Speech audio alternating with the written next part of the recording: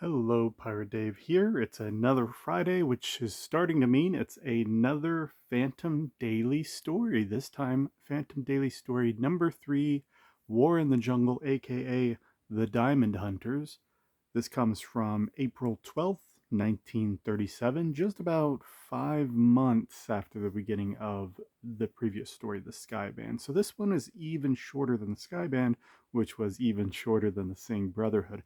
However, you're going to see in this story that the plot development starts to get a lot more dense. Things start to happen a lot closer together. So even though it's panel for panel a shorter story, the story itself really takes up the same amount of details, and this video is probably going to be just as long as the Sky Band.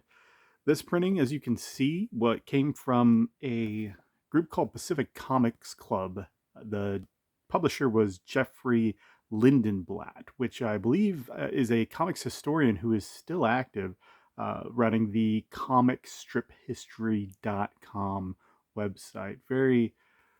Very much a comic strip enthusiast in general, and is still recording the paper count for comics to this.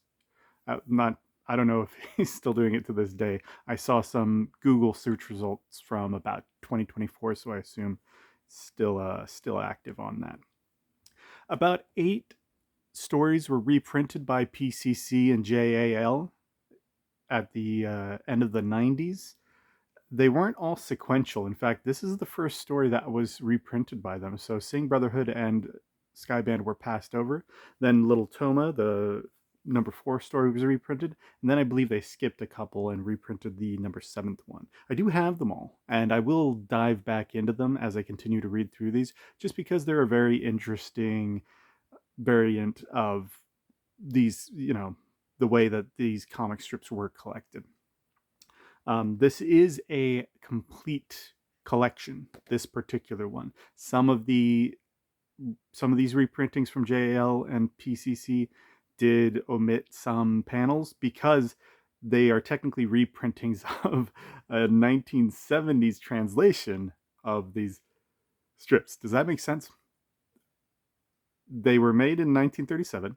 They were translated to Italian in the 70s, and then they presumably were not retranslated. They just took the original dialogue, but they reprinted those panels. So they reprinted those basically remastered panels for the 70s versions. So that's why some of these stories were omitted some panels, but this one's going to be complete. And let's just go ahead and get right into it. To recap, real quick, the Sky Band. The Phantom discovered the Sky Band, which was led by the Baroness. It was an all-female sky pirate crew.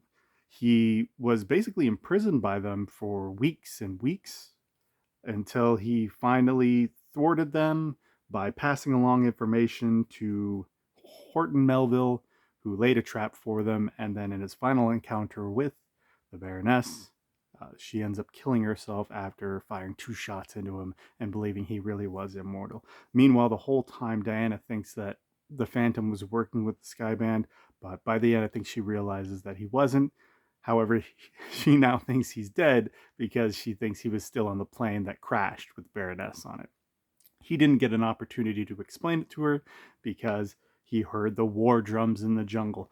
I recap all of that, but as we get into the story, you're going to see that even though that was a cliffhanger from the previous story, that's not exactly where the Phantom ends up when we run into him in this one. So let's go ahead and get right into it. Our story starts with 2 excavators named Smiley and Hill, and they've just found diamond dust in some clay. Unfortunately, that clay is on tribal territory. It's on the territory of the Osi-wey tribe. Smiley is a friend of the chief of the Osi-wey, so he goes to ask him, hey, can we dig up some diamonds here? But the chief says, nope, it's the law of the Phantom that there's no dealings with a white man. And just to take a moment to real quick orient on the Phantom being a ruler of the jungle, in these early days, he really is he decrees the lifestyle for these tribal peoples. Now, he doesn't do that in a completely, mean way or a completely evil way, but he is a dictator, and he is dictating that they maintain their tribal way of life. And to do that, they can't deal with the white man because the Phantom believes that the white man brings greed and corruption and cruelty and all that sort of stuff. As the Phantom's story goes on over the next decades, he will take a step back and allow tribes to develop more democratically, more organically, but he's always there to prevent war and, the tribal peoples being taken advantage of whenever he can. But this is one situation in which he does not prevent a war. So let's go ahead and continue. The chief of the Osi-wey tribe lets Smiley know that nope, no dealings with white man. Sorry, we can't do it. Meanwhile, the tribal chief has a daughter by the name of Ota, and Ota is in love with Kula, who is the son of the Llongo chief. So you have the Osi-wey and the Llongo. These two love each other. However, the chief of the Osi-wey tribe has other plans for Ota because she's a beautiful woman and because marrying her off can be diplomatically beneficial. He does not approve of her marriage to Kula.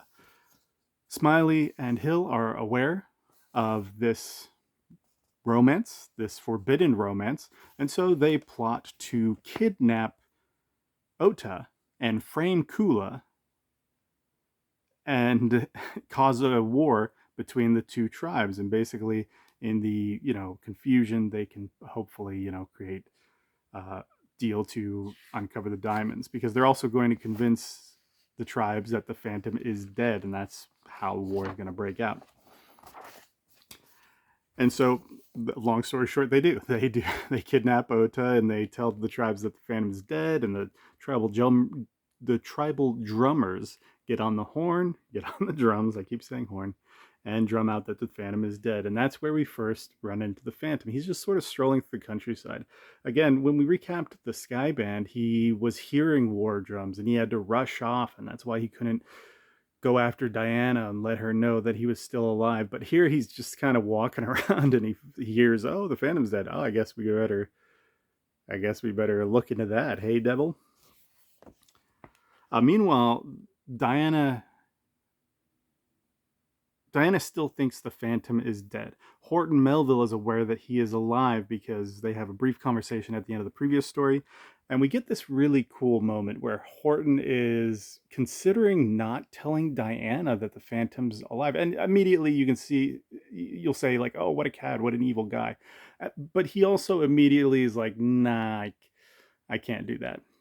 I just, you don't see that. I mean, in my opinion, you just don't see those moments. And to think that this is a daily panel story, and of the 3 panels you were getting that day was this introspection from this guy saying like, well, this is a chance to get this wonderful woman, she doesn't know that the Phantom's alive. Maybe she'll learn to love me, But, immediately those inner thoughts, this inner monologue is counteracted by his greater moral sense. This is all going on inside his head. And I think that for the 30s, to have a character on the panel, kind of having the same thoughts against their own morals and ethics that, sometimes people might have. I don't know. You don't see that kind of relationship anymore. Ever since then, it's been just paragonal platitudes, if that makes sense. Just the utmost, moral authority and all that. Anyway, rant aside, Horton does decide to wire Diana and let her know that the Phantom is in fact alive, and so Diana rushes back to Bengala. She's gone back and forth from America to chase down the Phantom this whole time. Meanwhile, back in Bengala, the war is on. Even though the Phantom has heard the drums and he's started to figure out what's exactly going on, he calls representatives from both the Llongo and the Osi-wey tribe, who by this point have recruited other tribes, and so now it's this really big war in Bengala. He calls representatives to figure out how he can end this war. And that's when he discovers that Ota has been kidnapped, and the Osi-wey believe that Kula kidnapped her because he's in love with her. So the Phantom realizes that he can't force them to end the war until he recovers Ota, until he finds out what happened to her. Without wasting too much time, the Phantom actually finds Ota relatively quickly, being guarded by Hill while Smiley is away. The Phantom dispatches Hill and saves Ota, and But it's not as simple as just saving Ota and running her back out to the Osi-wey so that things can end. He realizes that he's got to use theatrics and he's got to use his mythos to really instill fear and awe into the tribal leaders. And so he digs this big hole and puts some dynamite in it and puts this giant skull in it. And the idea is that he's going to rise out of this giant skull in the middle of the battlefield. Sorry, in the middle of the battlefield. And by that point, he's going to reveal to the Llongo and the Osi-wey that their war is unjust and it's against the Phantom Law. And then he's going to reveal that Ota is actually perfectly safe, that she was never kidnapped by Kula. He lets the tribal chiefs whip each other for their transgressions during the war. And he encourages Hill to turn coat on Smiley to tell everybody exactly what happened. Hill is immediately like, yeah, no, I'm Smiley's not my friend. It was all Smiley's idea. I'll do whatever you want. I'll help you. I'll testify against him. Oh no. Oh. And Smiley just snipes Hill from the bushes. And now Smiley's on the run. He is a fugitive from the jungle tribes and the Phantom.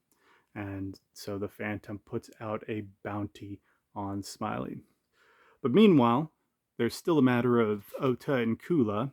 And what's going on with the Phantom right now is that he's thinking about Diana and he's thinking about how much he loves her. And so he decides that the betrothal that Ota and Kula are to be betrothed, regardless of what the Osi-wey chief's plans with her were democratically. And the great thing is that immediately we get him like reflecting on why he did this. It wasn't just because it was the right thing to do, and that could be acceptable, right? If it just ended with him like, oh, they love each other, okay, let's go it. But he does it because he's got this own situation where he's in love with this woman that he can't really be with, right now because she doesn't know that he's alive, as far as he knows, at least. But Diana does know that the Phantom's alive. She makes it back to Bengala. She doesn't know how to find the Phantom. Neither does Horton Melville, turns out. Meanwhile, let's not forget about Smiley. He's actually dyed his hair, shaved his mustache. He's in hiding. He's trying to get out of the country. At the same time, Diana has compelled the British colonial services to find her a guide to go into the deep woods to find the Phantom. And that's when this officer comes upon Smiley posing as this new guide named Smith. Says, hey, help out this woman. She needs to find some tribes. He doesn't really want to, but he knows that he needs money to leave the country, and so he reluctantly agrees. And the two set off, and the whole time Smiley is phoning it in. He's just, avoiding finding any of the tribes because he's being hunted by them, even though he's in disguise. He knows that the Phantom has a bounty out on him. Diana is frustrated with the way that she hasn't run into any tribes, and she's trying to, so she decides to confess to Smiley that, hey, it's not that I'm looking for tribes, I'm looking for the Phantom. I know that he's real. I really need to find him. The Phantom has taken everything away from Smiley at this point. He used to be friends with the tribal chiefs, and now the Phantom has the tribes hunting him. And so Smiley sees an opportunity to get his vengeance on the Phantom. And this is really awkward, this really terrible situation happens where he just straight up decides to sexually assault Diana. Not in the most severe sense, but he decides to steal a kiss from her. And he says, I just wanted to kiss his girl. That'd burn him up. This is a dude totally scorned. Everything was taken away from him. And now he sees an opportunity to hurt the Phantom in the only way that he can. And he takes it, man. So Smiley decides that he's going to take Diana to a place called the Bad Camp, which is where all the ruffians of the jungle hang out. And that, meanwhile, we get this really funny missed connection situation where the Phantom's bathing and Devil sniffs in the air, and he actually sniffs out Diana. So he finds Diana and Smith as they're going to the bad camp, and he briefly fights off Smith, but when the Phantom's done bathing, he whistles for Devil, and the Devil comes and, answers his master's call, and the Phantom doesn't even realize that the Devil just tried to save Diana. So it's just a funny aside. I think, like, as a reader in 1937, as you were thinking, like, oh yeah, he's gonna find him, like, oh, and he just missed him. I think that would have been a really frustrating but a really fun, like, missed connection situation. So Smiley reaches the bad camp along with Diana, and he's convincing all the other ruffians at the bad camp to help him out. Meanwhile, there's a tribal in there. He's drinking in the bad camp, and the Phantom already knows about the bad camp. He knows that these tribals go to there to, drink beer and alcohols from time to time. He already doesn't like it. Smiley, since he's being hunted by these tribals, he decides to kick this guy out. Get out of here. We don't want him to recognize me anyway. Plus, I got the Phantom's girl. Nobody needs to find this out. This turns out, predictably, to be his downfall. As Smiley is trying to convince the ruffians of the bad camp to help him out, they eventually realize that, they can just they can just steal his ransom, and so Smiley just bam bam shoots the first person that suggests that, and eventually they find out that Diana is the Phantom's girl. Immediately they're like, no, we're not down with that. We're not drawing the Phantom here. Smiley's frustrated by this point. He starts a bar fight. The lantern gets knocked over. The bad camp is on fire. Meanwhile, Diana is trapped. And by this point, the Phantom has been visited by the tribal that was kicked out. And he let him know, like, hey, there's this girl that's being held captive at the bad camp. And I believe by this point, the Phantom has pieced together that it is Diana. But when he gets to the bad camp, that's when he realizes, oh my God, it's Smiley. It's the dude that I've been hunting, So the chase is on. Smiley escapes the bad camp along with Diana, and they're just running through the jungle. There's a boat chase along the river. Smiley meets some other hunters, and he bribes them into attacking the Phantom, as foolish as the prospect is. Meanwhile, the Phantom does manage to separate Diana from Smiley. And this is another, like, moment, I think, that, again, as you're reading these 3 panels a day back then, oh, well, she's saved. The day is saved. You might think that this is the end of the story. But Smiley is a guy who just started a powder keg of a war in the jungle. And then after he escapes, he kidnaps Diana Palmer, the Phantom's girl. This guy has done so much damage to the Phantom's, kingdom, to the Phantom's domain, that he can't just let him go, even though he now has Diana.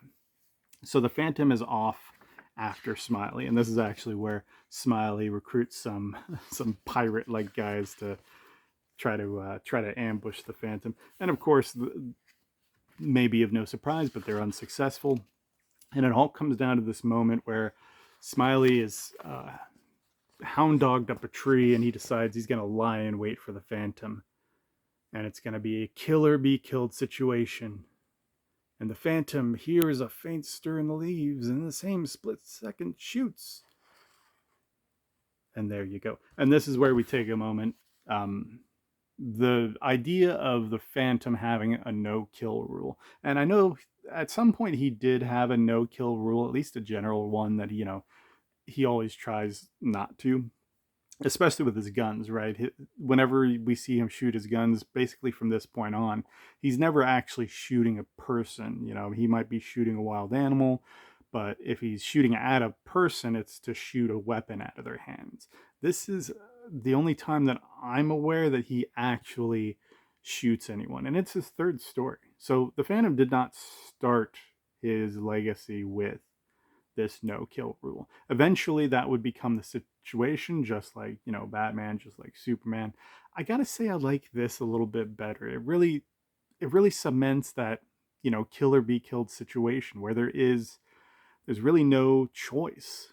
And I don't know, as stories go on that have a sort of no kill mentality, it always becomes like, well, what's the clever way that they're going to get out of this situation without doing, what needs to be done? And in this case, there is no clever way. The Phantom's quicker.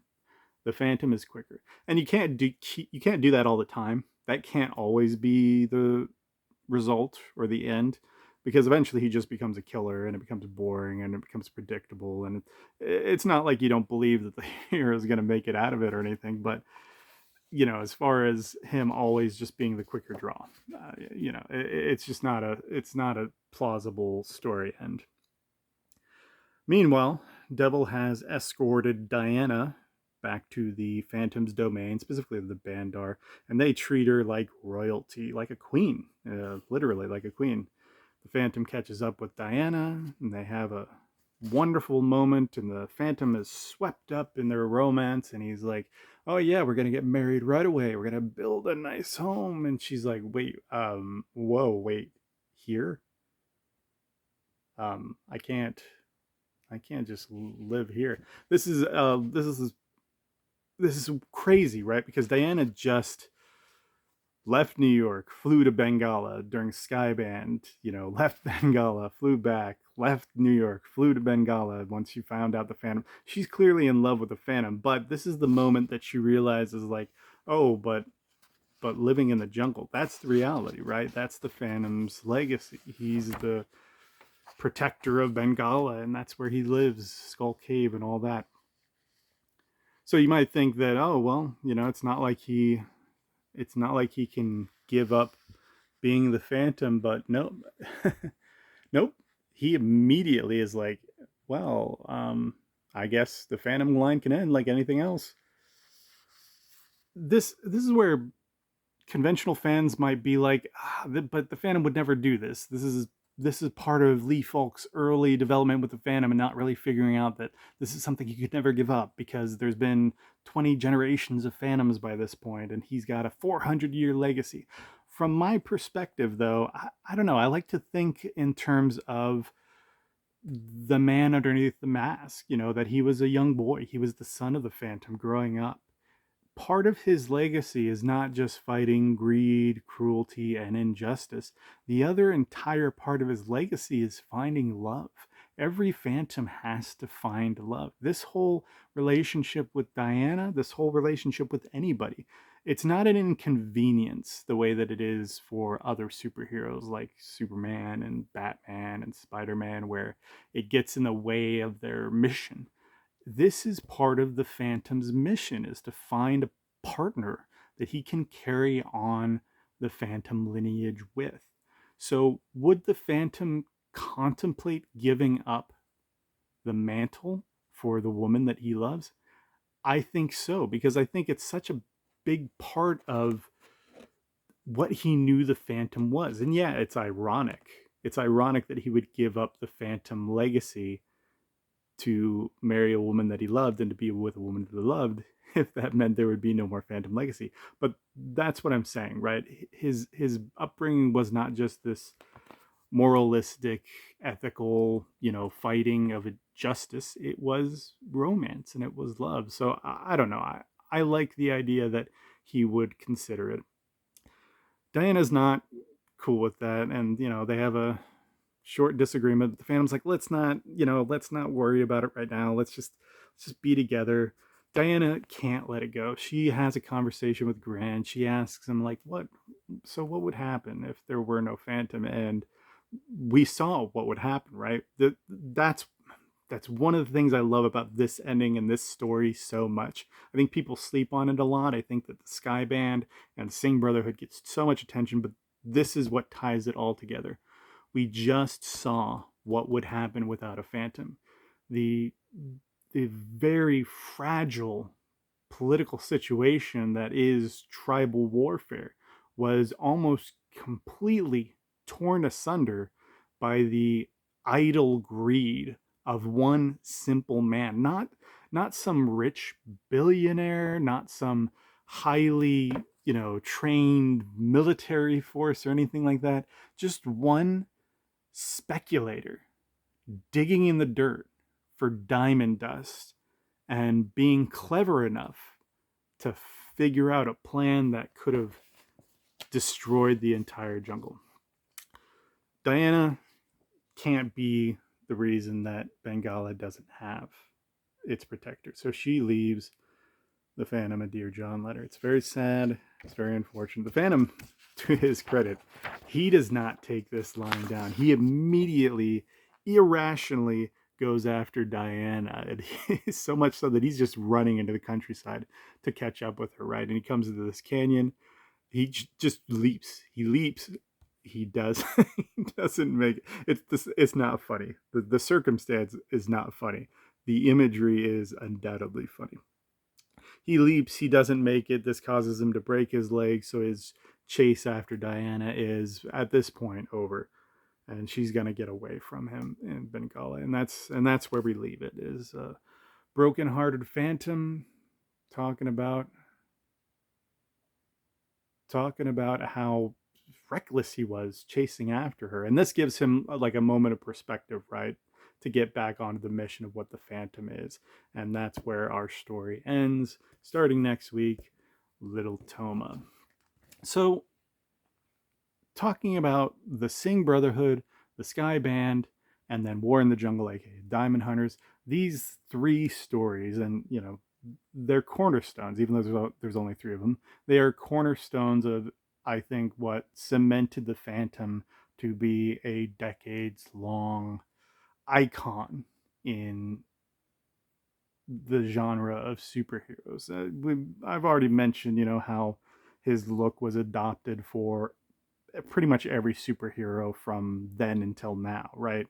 And his no pupils and the domino mask is something that was adopted by tons of popular superheroes. Batman, probably being the most popular one. In terms of his storytelling, I won't say that too many characters really adopted it. You don't read stories like this. And I mean, a iterative story like the Singh Brotherhood, where it's still figuring out the Phantom's history and his legacy, and then a psychological story like the Sky Band, where again it's not a whole lot of action. The Phantom's captured by the Sky Band the whole time, and he's just sort of playing them against each other.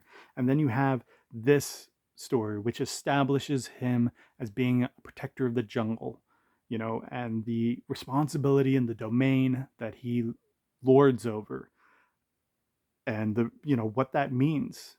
He has this added responsibility of continuing the Phantom line, of pursuing romance, of pursuing love. And even though, like, again, that's not an inconvenience, that aspect, that race towards love is not an inconvenience for him, like it will be for superheroes that still, by this point, 1937, have not been created yet. Nevertheless, the circumstance of his responsibility is inconvenient, because in this case, Diana doesn't want to rob him of doesn't want to rob the jungle of that responsibility of its protector. And that's really where, I mean, again, that's why I love these stories so much. I was a big fan of the Phantom from 1996, the Billy Zane movie, but I really didn't get how impressive the storytelling was until I went back and I read these particular ones. So hopefully these have been enlightening to you. I'm going to continue doing them for as long as I can. I just got Hermes Press Volume 2, so I'll be good for the next 6 stories, I believe, at the very least. So if you've been enjoying this, look forward to a few more. I hope that it has been digestible to you. I know that it's not easy to find all these collected editions, and even further, it's not super easy for some people to parse through, 1930s black and white illustrations to uncover the meat of these stories. So again, I use the word a lot, but I hope that these have been helpful and useful and entertaining to you, and that you continue to watch any of the stories that I review in the future. I certainly have been having fun making them. I was Pirate Dave. I'll be back next week with daily story number 4, Little Toma. See you then. Bye.